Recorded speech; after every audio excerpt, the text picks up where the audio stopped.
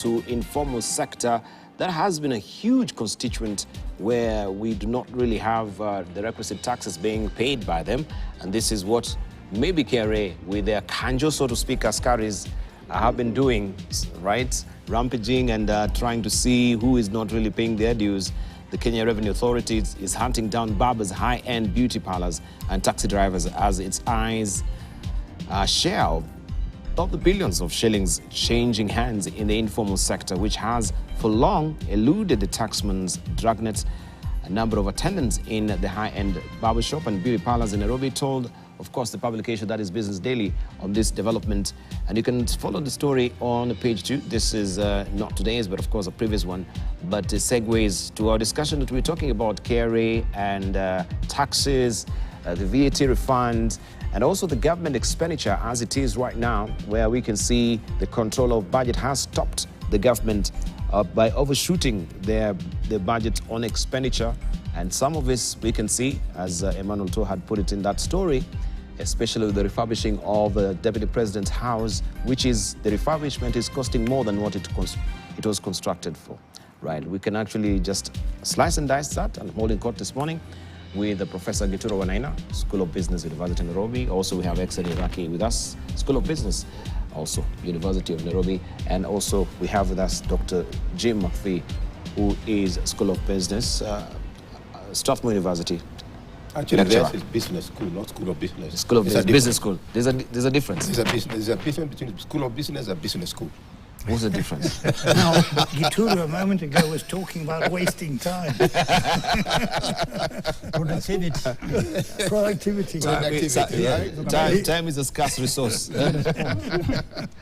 Yes. Yeah, this is a very interesting debate, and I want to make a few comments. The first one is, why are we cheering repaying old debt with a new, more expensive debt?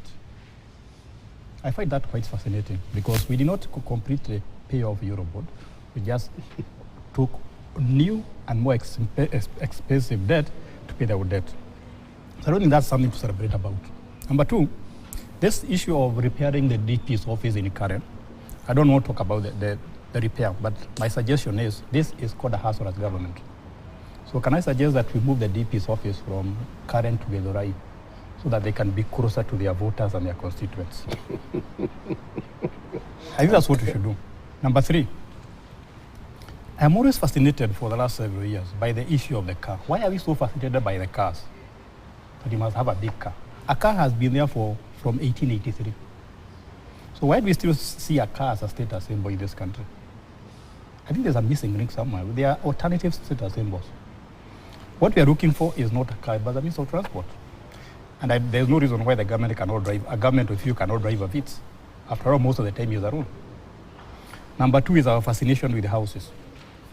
Some of the best hotels I know in this country are actually open. You sit in the open. We are right on the equator. So I think the fascination with houses should stop. What we need to do is we provide better security, so that you can even sleep outside, you can stay outside.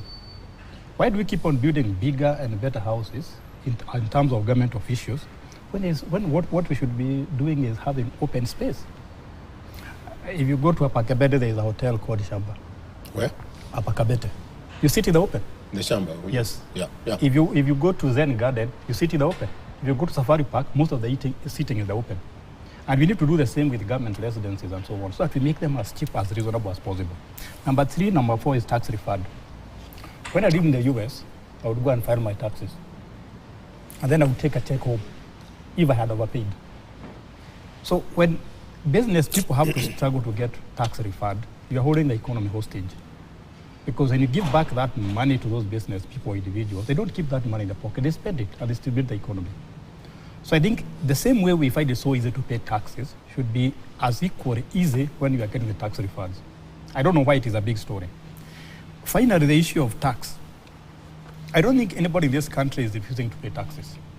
In fact, if people knew what you are going to do with taxes and they see it, they will pay taxes without any coercing, without going following barbers and so on. And I'll give you an example as I finish. One time I went to Kinagop at around 8 a.m. in the morning. I was seeing somebody in a hospital. Then I found a queue that was about 50 people. And I asked, what are these people doing? I was told they have come to pay for NHIF. which was quite surprising. Then I asked, why is everybody paying for NHIF? And I asked a few people and they told me, no, my brother was sick, NHIF paid. My sister was sick, NHIF paid. So they all realized you don't need Harambes, you just need to pay NHIF. So I think one way to make people pay taxes in this country is just to make them see where the tax goes. Right. You don't need to go to high-end beauty parlors or foreign Juakari people. Once they see where the money is going, they will voluntarily pay taxes. They will even donate.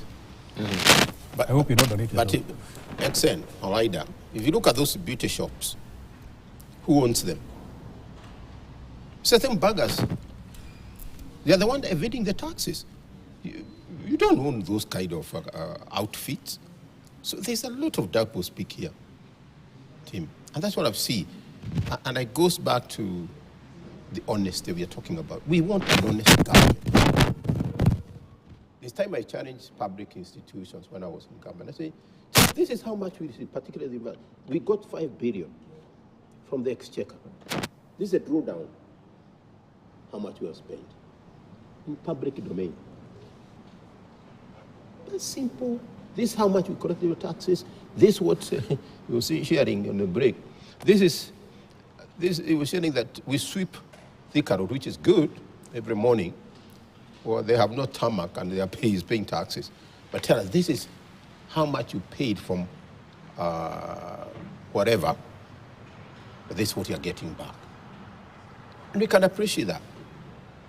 But when you tell me, and the reason why you're asking, we like all these big houses, we like all this, and there's a very interesting, Steve Jobs said, and I think we have shared this before. When Steve Jobs, despite all the innovation he brought, change perhaps in the way we look at managing computers and whatever, on the deathbed, when he had cancer, he said, I've realized I cannot pay anybody. I can't pay anybody to come and sit on this bed where I'm sick. Or to die for me. Or to die for me. What are we saying at the end of the day? We have a responsibility and a duty to ensure the Mwana-inch is better than they are. But not me. And Kibaki said very clear, leadership is not about enriching myself. It's not. And that's what we're having. We are not having leaders. We're having people, perhaps, that the agenda is very different. I spent this much in the campaign. In the next 5 years, I'm going to get more than that I spent. All right, let's hear from McPhee, because we can see the overshooting from State House, according to today's Business Daily, is by 447 million shillings. And you can see where the money is going.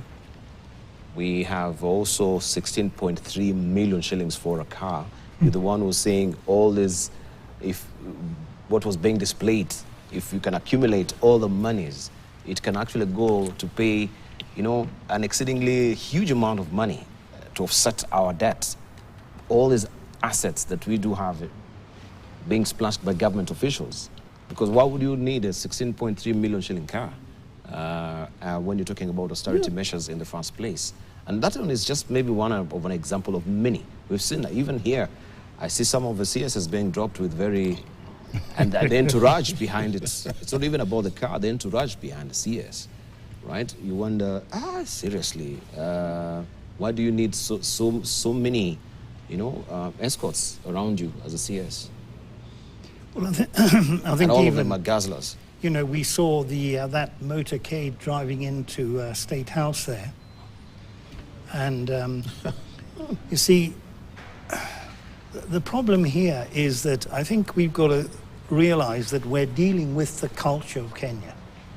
And the culture of Kenya is really the culture of the whole world, because, you know, if you see the US president, he will in fact have the beast, as they call it, okay, and he'll have a motorcade, etc., etc. So, and then when he flies from the United States to, let's say, Frankfurt in Germany, he'll fly on US Air Force One, they call it. And so I think this is a problem which we've got to keep in mind, that I don't think we're ever going to solve this problem. Why? if you take any person who is on a board of directors, who is, let's say, the managing director, the chief financial officer, the head of HR, the marketing director of a company, all of those people drive luxurious vehicles. And very often, that number of 16.3 million, that is the amount of money that they will spend. You know, now, I remember I have a person who's actually working beside Eid Mohammed up in State House at the moment, and he says, look, you know, the people who buy these new vehicles are, you know, people in government and also the UNEP people, the United Nations people, obviously the embassies, etc. And you see, you've got to remember, I have a Mzungu friend of mine, okay? He was at school with me, and he and his brother, they're both very, very good on mechanics. You know, I bought a motorbike in 1962, and, you know, in fact, they actually fixed it up for me. I met one of them recently, okay, and they were doing contract farming for the Maasai down in Narok. And they were making an enormous amount of money, but also the Maasai were making an enormous amount of money as well. So anyway, I said, well, you know, Patrick, why are you still not doing this? You know, you're doing so well. He said, well, look, it's like this. We have a Maasai fellow, he had a 1,500 acre farm. He was doing so well that, you know, he bought 7 wives. And he had 49 children. Now he's passed on, and so the 49 children, the 50, they now have 330 acres, because 1,500 divided by 50 is now going to give you 30 acres. Now I'm a Maasai. What do I want? Cows.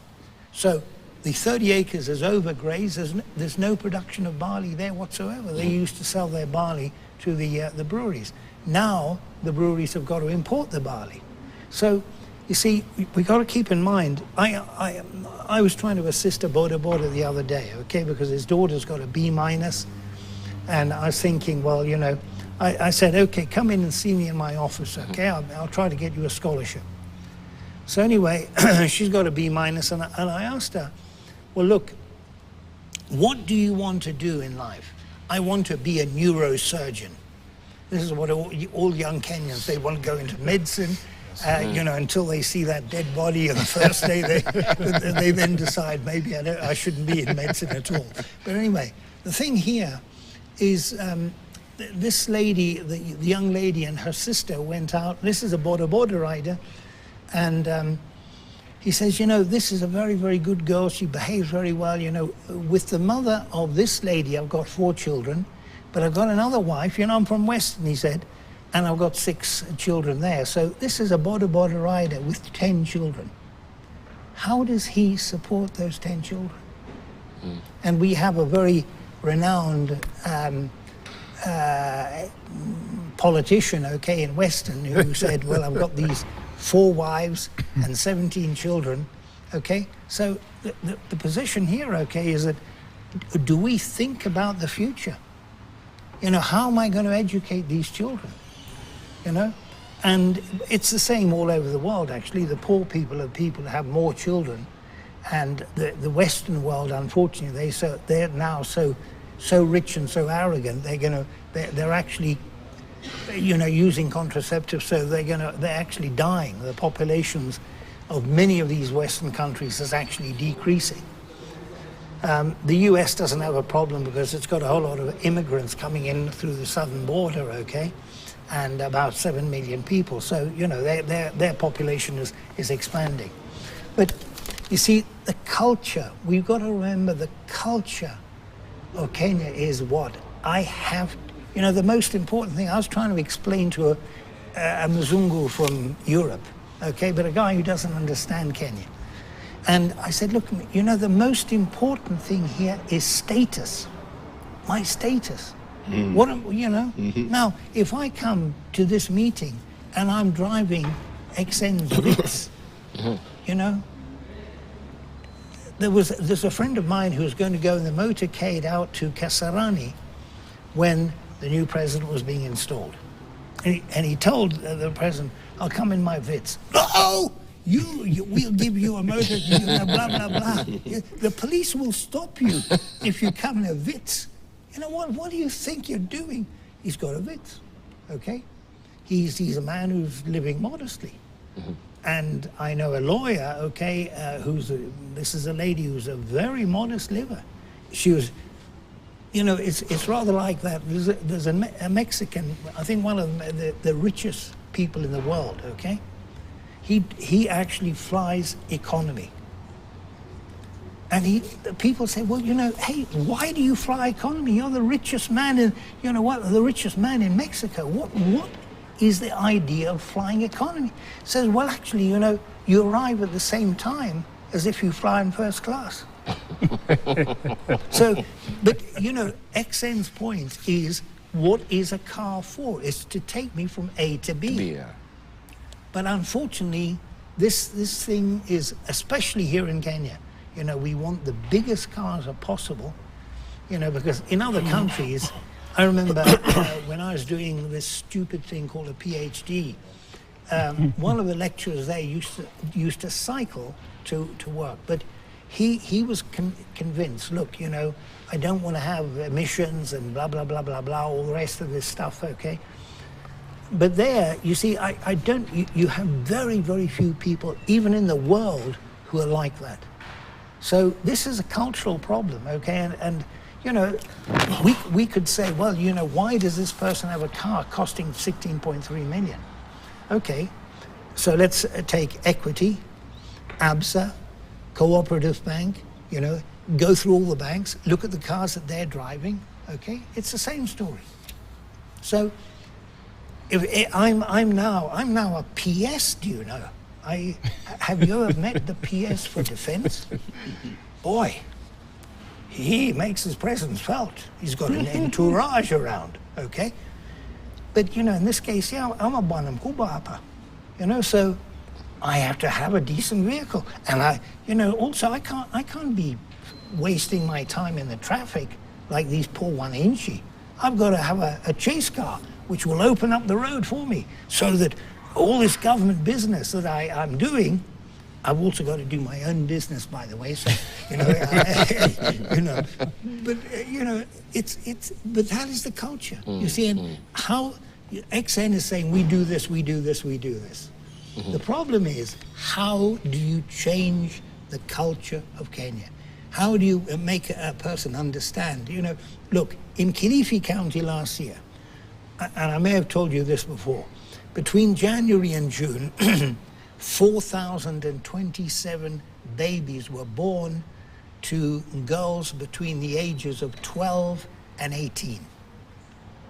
So for the year, let's just multiply the number by 2. That's 8,000. We've got 50 counties. That's 400,000 babies are born to girls who have no, well, maybe if, you know, I don't think Ruto's daughter's included there, okay? But, you know, very often these young ladies can't even support themselves. So what I say is Kenya will always be a poor country. Why? Because we have immorality at an incredible level. And, you know, okay, I've got 4 wives and 17 children. Man, I'm a proud man. I've got more children than you have. Where? Jinga. You never even... I know a friend of mine who retired in Nairobi, went back to Western.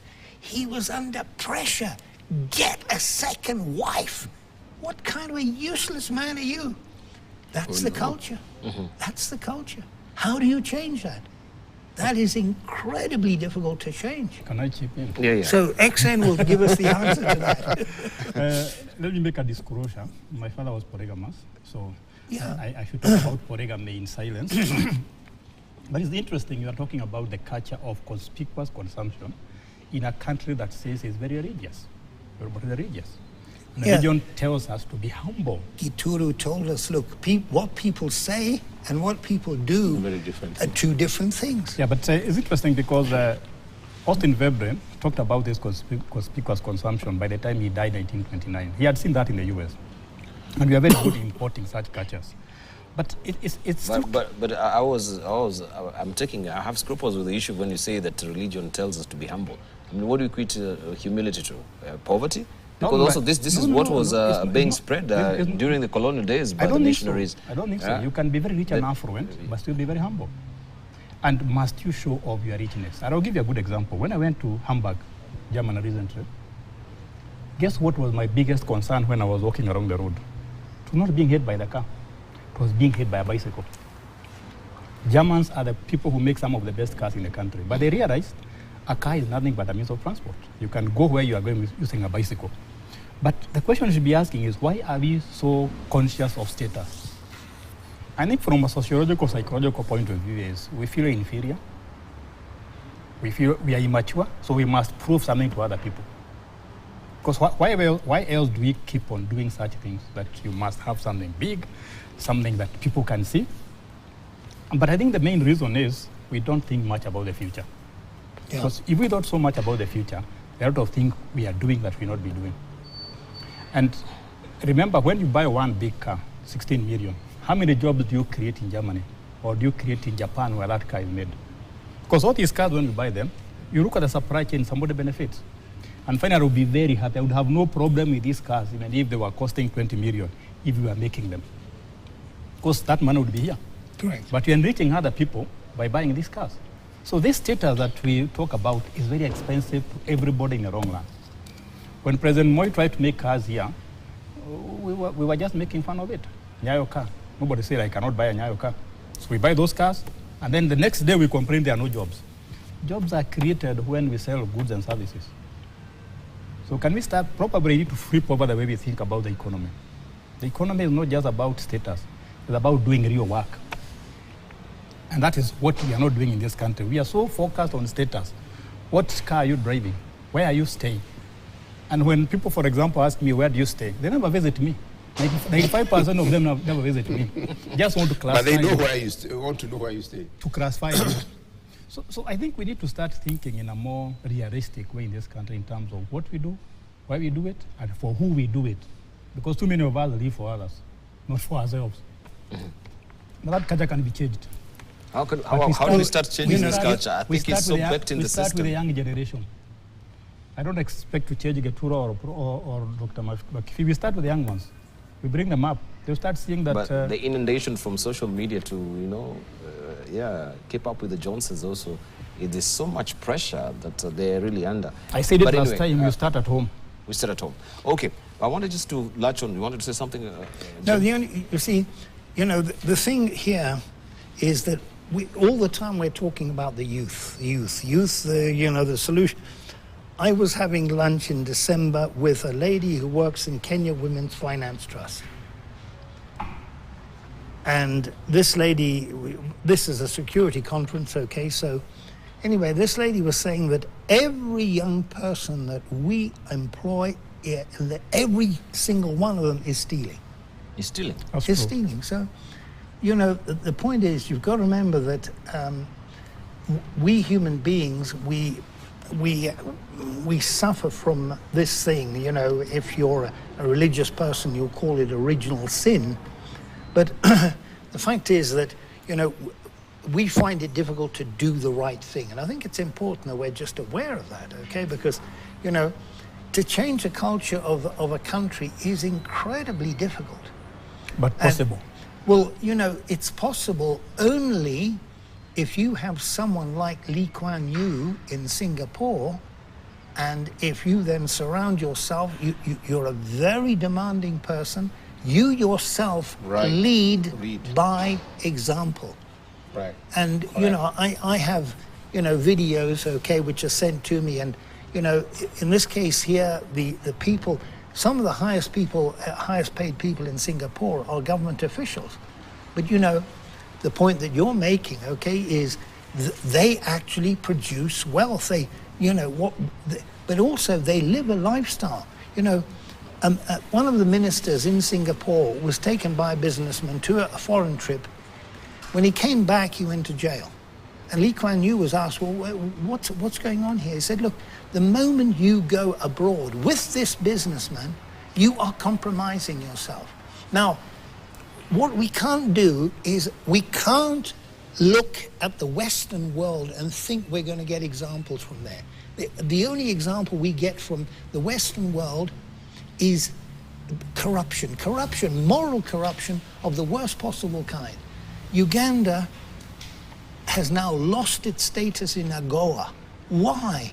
Because President Museveni has said, look, we don't want this LGBT business here. And then, these countries in West Africa where they've kicked out the French, they've also lost their position in AGOA. So the Western world, I have an American fellow who lived for 20 years in Kazakhstan. He went back to the US and he said, man, I've got a family, I can't leave my family in Kazakhstan, but the situation is the amount of hypocrisy on the part of the Western world, and the war in Ukraine today is going on because of one man. His name is Boris Johnson. But anyway, that's another story, okay? But you investigate it and you'll find that this is the case. But anyway, we got to look to the east, okay? We've got to look to, the way they do things in Singapore. And Singapore, don't forget, they actually came to Kenya. You got this 5-year development plan. Okay, let's go back with it. That 5-year development plan is in a museum in Singapore. And it's exactly what Gituru was saying. What happened there is that they acted. We, maneno, taskambili, tapadadi, kuja, lete, tuta ongea hapa, But we talk about it. We have these fantastic laws. We got these, we got these fantastic written documents. But it's back to Gituru. Okay, what we say and what we do are two different things. Unfortunately, that's the whole of the Western world. Okay, the Western world, the level of hypocrisy there, we can't imitate it. We can't, follow on from that. We got to look to the east and say, look, we've got to learn from even India. Okay. Prof, there was very true hypocrisy in our traditional societies. So we can also borrow from that. I know. All right. I want us just to also latch on the issue of, I think you touched a bit of it, this is a tax refund, where the government accumulated an extra 4 billion shillings in tax refunds claims by businesses in the 6 months between May and October 2023, pushing the overall unpaid amount to 16.3 billion shillings and adding a squeeze on trading or traders already scorched by liquidity challenges. The tax refund claims were mainly in respect to value-added tax, which accounted for 83% of the claims, the rest being claims related to income tax. The National Treasury reported in the 2024 budget policy statement, Treasury reported that tax refund claims as part of the special category of pending bills the government faces, while other include pension arrears and legal liabilities. The Kenya Revenue Authority had reported tax refund claims amounting to 16.34 billion shillings of October 31st, 2023, comprising of 2.75 billion shillings income tax and 13.58 billion shillings in respect of VAT. This is what the Treasury statement just read. So we want just to discuss this a bit, because I know we normally talk about the pending bills, pension also for the government institutions like University of Nairobi. That has been also a niggling worry because the statutory obligations has not been met for the longest time. We want just to discuss a bit of that. Maybe we can begin from where you chair, especially with the tax refund, because also that is why we actually put our ducks in a row and put on our papers and actually pay these taxes. But when it comes to claiming this VAT, it's a problem from KRA. Yeah. One of the problems is that, the government is very, very short of money. I don't want to say that the government is bankrupt because, you have had in some way countries going bankrupt, okay? And, when you have being very diplomatic. Yeah, well, I've got to be diplomatic because, in fact, I don't want to spend any time like that other Mzungu in committee, okay? Okay. But anyway, no, you see, I think it's, we have to have this financial responsibility. You see, the fact is, when you don't, I have a past student actually, and I actually took him because between where I work and where I live, he's on the route. So I went in to see him and I said, look, there's this government tender, maybe you're going to be interested in it. He said, look, I never do any work for the government. Now, you've got to remember that some businesses depend on the government. For example, there is a contractor who is going to be paid that 600 million shillings for the upgrading, the repairs and renewals of the Vice President's house in Karen, okay? Now, in fact, that contractor may actually be making a payment to some other person in government, because the amount that you're talking about is just phenomenal. 600 million shillings on a building that actually cost you 100 million. The only thing is that there's been a little bit of inflation, etc. But anyway, the point, you see, but if that contractor is not paid, what happens? We can't buy the raw materials that he has to use in order to put into that building. There used to be, the last time I was up in Kisumu, I had to go from Kisumu towards Kakamega, and there was a part of the road that was unfinished. Why? Because the contractor was not paid. But you see, it's very easy for me to sit in Times Tower or some office along Harambe Avenue and not realize that this money that I have to pay to this business, unless it's paid, that business has the possibility of going into bankruptcy. People don't understand this. And so, you see, we've got to change the culture. It's part of the culture. Because, why is it that many people say, I don't do business with government because of the delayed payments? I know a man who actually is a very, very clever man. He actually gets paid in advance. But, there aren't many people who can actually get that done. And so the result is, this 16 billion that we're talking about, if that's not repaid, the government, the business has to go into overdraft, which is the most profitable area of business in Kenya. The banks. Now, they are just simply lending money to Kenyans. Equity has got a lot of money coming from the DRC now. But, the main profit of the banks is, in fact, the interest paid to uphold my status. I will spend 5 million shillings, buying a car. Where do I get the money? I borrow it. And if you see the banks selling vehicles, sometimes, in fact, there's a reserve price in some of those vehicles, which is 5 million shillings. In other words, here's a man who borrowed the money, thought something was going to happen. It didn't happen. The car is then repossessed. Now, businesses run on cash. You've got to pay wages. You've got to buy stuff in order to sell it. If you can't do this, you're holding back business. When, for example, many people in the industrial area in Kenya, they want to expand their business. Where do they expand it to? Uganda. Our exports to Uganda are the biggest, okay? It's our main trading partner. But if in fact I find it difficult to run my business here, what do? I go and run it in a place. I was talking to a person involved in the coffee industry yesterday or the day before.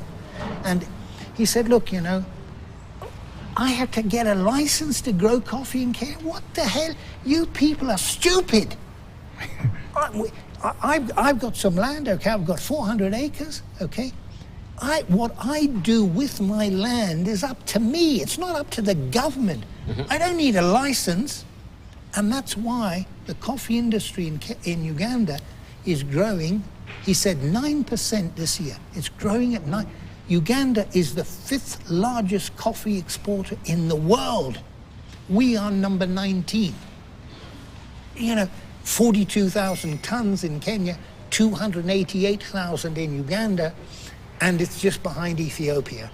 So the situation, okay, is we, with all this regulation that's coming in and, lack of understanding on the part of the people in government, we are making Kenya a poorer nation. because Uganda's going to overtake us, Tanzania's going to overtake us. Why? Because you've got freedom there. Here, where's your license? Dead hand of bureaucracy. You know, and I know a man who's repairing his fence. County, Nairobi County came along and said, "Oh, you don't have a license for this." It was the gardener doing this. They put him in jail. Now, the owner of the house was a lawyer, a very clever young man, okay? But anyway, he went and he said, "Look, here's the license." Immediately, those people changed the charge. You know, this fellow was doing something else.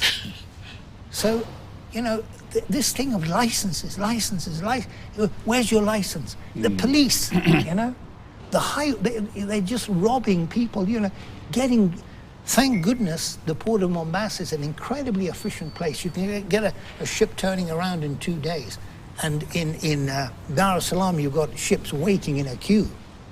But when Dar es Salaam, they've got the Dubai coming in, and they're going to change that port, we're going to have serious competition. But, you know, so the point here is people in government, everyone in Kenya's got to say, look, we as Kenyans have to compete against Tanzania, against Uganda, against, you know, not in a vicious kind of way, okay? A Kenyan from Uganda won the London Marathon, you know, a couple of years ago, okay? So, but the situation is we've got to have this sense of responsibility. And I know myself, sometimes you've got to discipline yourself in order to pay your debts on time. But it's essential. If we want a thriving business environment in Kenya, the government must pay its debts on time. If VAT is refundable, it's got to be refunded. Otherwise, you're harming industry. My take is somebody... what is the reality before I come to you, Prof? That's how I admitted to reality. The refundable of this VAT, because I know the arrangement will be, you know, we cannot actually refund this money, but we'll try and sort of put it in a suspect account. So when you have other tax obligation, right, that particular refund is going to offset that tax obligation. No, well, the point is you can't offset income tax. No, you see, our problem is the following. No one in Kenya trusts anyone else. That's true. I had a lady come in to me and she said, thank God I'm now divorced. Thank God. What was the problem? The problem is the husband thought that she was having an affair. So he was on her case the whole time. Why? Because she was doing a course in the evening. You're going to see your boyfriend. He can, but the thing is, we have to become, you know, our level of dishonesty in Kenya, well, it's part of the hypocrisy. Because, you know, a guy says, okay, you know, we've got to repair this house. How much is it going to cost? 600 million. How much is the contractor going to pay the owner of the house or the person who lives in the house? I was going to say, Diba, you stop reading my notes. I think you're reading my notes. Because I was going to say exactly what you're saying. One, you're not going to get those refunds. They have been there. They owe me like some thousands. I'm just Wainaina. Perhaps the suggestion, and that's what I had, we can find a way. If Wainaina this year, he's supposed to pay 10,000, and we owe him a certain amount, you can light it off that way. And over time, you clear that refund. One of the key today you have with manufacturers is getting those refunds. Talk to Vimosha, the Bitcoin. Issues. Kenya Revenue Authority is not going to pay any refunds. Sorry. We are waiting for that refund for this area. They have problems collecting taxes. So where do they get to pay? To give you the refund? Yes. They're having issues. That's my concern. And of course, they have to collect and give a good report on the revenue collection. There's always an opportunity of sorting that out. And I think what you're saying is a very good idea. And instead of all the time preparing how we are going to be policing every person, why can't you think of solutions? Why can't you then rename it? Why will we raise expectation on refunds? So we're talking about 16 billion. You rename it to something else. If someone really challenges you in the court with a refund, then how will they really act? Can I add my 50 cents? If you remember one of the things that we did during COVID-19, if you remember, one of the things that President Uhuru said was to stimulate the economy, make sure that people are paid back their tax refunds. Because when people, as I said earlier, when people get that tax refund, businesses and individuals, they spend it, and that stimulates the economy. But one of the things that amazes me is how difficult it is to get refund. In fact, I've been told by some people that once you go and ask for refund, KRA will come and re-audit you. And they will make the process extremely difficult. And I think that's a problem. Number two, you talked about pension, and that really worries me, because when people are not paid pension, it puts people in a very, very bad situation. Because one of the reasons that is driving corruption, one of the things driving corruption in this country is actually things like pension. Because when people feel they're insecure, I not get my pension on time and so on, then what do? You create your own pension. How do you create your own pension? You become corrupt. You build houses, you build assets, so that when you retire, you'll be having something to live on. So one of the problems we're having in this country is that we don't see the bigger picture. That whatever you do here has cascading effect over the system. And until we see that bigger picture, we are going to keep on talking about what we are talking about. Look at another good example. Economists will tell you that the GDP is money times velocity, the speed at which money circulates. So the moment you don't pay people their money, that velocity goes down, and the economy slows down. So pensioners are owed money, suppliers are owed money, contractors are owed money, Eurobond are owed money, everybody is owed money. So when that money is not paid, it slows down the economy. And why don't we see the bigger picture? And finally, if you look at the debate we are having here, it's about what is happening in this country. Why are we not seeing the bigger picture that if we sort these things we are talking about here, then Kenya would become very attractive to FDI. Our industries, our manufacturers would start going to Uganda. They would take advantage of Africa Free Trade Area. They would even go to the rest of the world, like the Chinese companies or Indian company or Japanese companies. Elon Musk is talking about going to space. Now we are talking about... I wanted to give you an example. Very typical things. The point you made about if you don't pay, and this happened last year when the civil servants went for a month or so without being paid. Kamakis and ETC, their business went down. That's it? Yeah.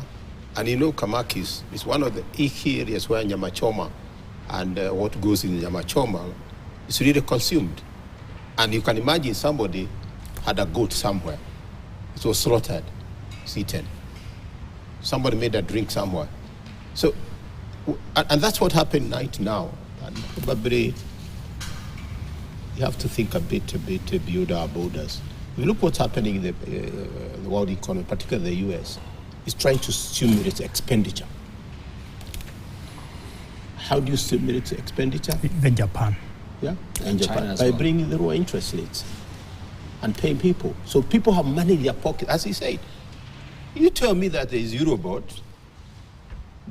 what does it mean to my pocket?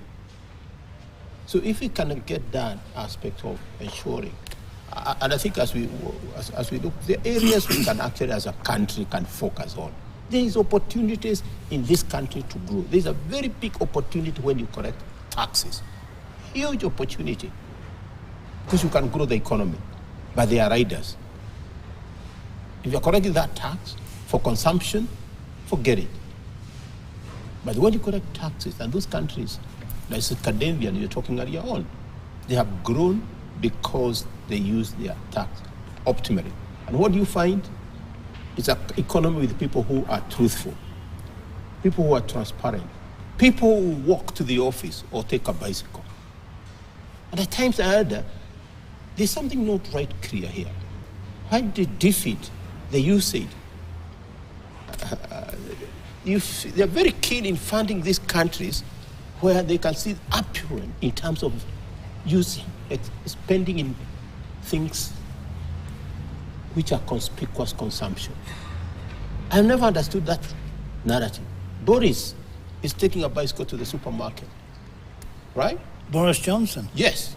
Don't tell me But about here you that find liar. David God, is that- actually funding us to do development work.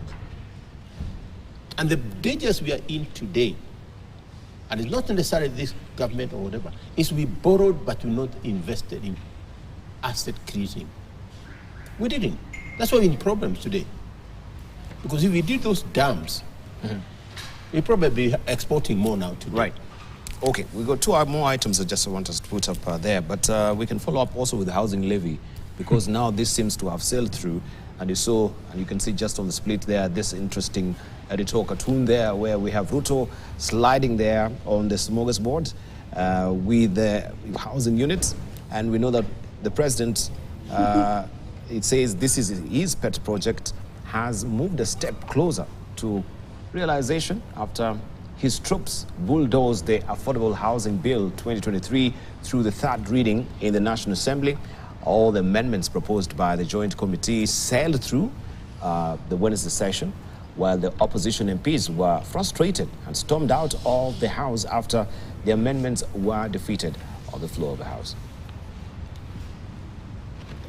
And therefore, Mr. Speaker, I wish to congratulate every member who has sat through this bill, who has helped this country to move forward, and to say that, Mr. Speaker, the generations coming will thank the House that sat to pass this bill for solving a problem, a generational problem, Mr. Speaker.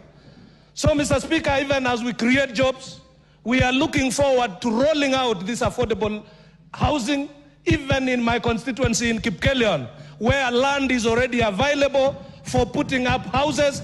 And I want to ask the executive to concentrate, Mr. Speaker, first of all, to give housing to those people who support housing. I have confirmed that the House is properly constituted for the purpose of making a decision, and I therefore put the question, which is that the Affordable Housing Bill, National Assembly Bill number 75 for 2023, be now read a third time. Will as many other opinion say aye? Aye. Will as many other opinion say nay? Nay. The ayes have it. Right, and you can see it, we had almost 149 MPs who failed Kenyans as being put by the Daily Nation today. And it says here, when a crucial vote on a bill imposing a housing levy that has generated huge public interest came up in the House on Tuesday evening, 149 MPs, despite the previous public show of approval or disapproval, were a no-show. An even bigger group snapped the final legislative stage yesterday, and you can see a list of them has been put up by the publication today. Some of the names are here, and it continues also on page 7 of the Daily Nation this morning. But this has been the debate, and it seems that it's not even been a debate, as we saw it yesterday, because they claim that they were not given opportunity to, speak out on their issues, that they were raising hesitations regarding the housing bill. One of which is that we have land in the counties that the government will be using to put up these housing units. And as it is right now, sitting with some of the legislators here, is the fact that this bill is meant to be debated bicamerally, the National Assembly and the Senate as well, because it touches county. But at the way it's been crafted, it only ends in the National Assembly, if I go by what the legislators were saying. And these are some of the issues they wanted to raise, right, on the floor of the House, amidst many of them as well, that they had scruples with, but they were not given that handy opportunity. So it seems, yes, now this is awaiting the assent of the president. But are we foreseeing challenges from the court as well, who will try and stop the sailing of this particular bill, because there was no conducive, of course, debate around it? Can I respond? I think the issue of housing levy has refused to go away. Whether you go to court, whether you go to politicians, that refuse to go away. I'm hoping that I'll check the list to see whether my MP is on the list, because why they disappeared is simple. It's very easy to become a watermelon, because if you vote for the levy, your voters will be unhappy. If you vote against it, your principal will be watching you. So the most sensible thing is you disappear. You become a watermelon. You don't know whether you are supporting or not supporting. But I think this housing levy opens another bigger issue, the way we collect taxes and levies. You can clearly see that things are being forced through. That's why we don't have sufficient debate about it. And that's why people are not happy about it. Because people should participate, they should give their views, and at the end of the day, whatever is agreed at the end of the day should be what has been discussed. Public consultation is in our constitution. So when you deny people a chance to discuss an issue, you create bigger problems in the future. Because when people don't express their feelings, one, you'll be unhappy. Two, you end up missing very good ideas, very productive ideas that could probably have made your idea even better. Number two is, I am asking two simple questions. One, should housing be about the market or the government? If I go at the top floor of one of the buildings in Nairobi and look around this city, and I compare the number of privately owned houses and buildings, most of the houses in this city and elsewhere are owned by the private sector, not the government. And most of you here probably live in privately owned houses. So I don't know why the government has suddenly come to believe that it can be better than the market in providing housing. And I think as an economist, I'm really watching to see how that experiment will work. Number two, what exactly is affordable? Because I think that's a question we should be asking. One, houses become affordable in terms of the materials that you used to build the houses.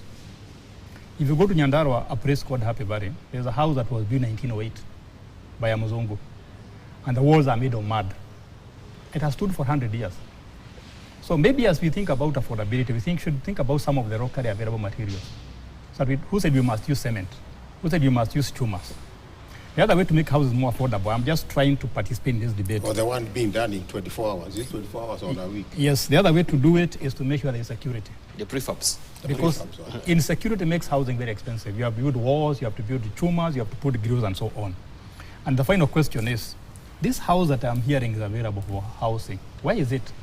Because I travel to the counties, I don't see any empty land.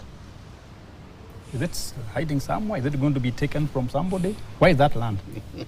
I'm just curious as an economist. Right. I think it's 8 o'clock. We can circle back with some more of your comments on the other side of the break. And of course, also we want to know what is happening to our electricity bill. Just looking at also one of the Business Daily, which says that the regulator inflated power prices by 70 billion shillings in 5 years. Consumers paid an extra 70.35 billion shillings in exaggerated power bills in 5 years to February 2023 after the Energy and Petroleum Regulatory Authority, EPRA, added illegal charges on the monthly fuel charges.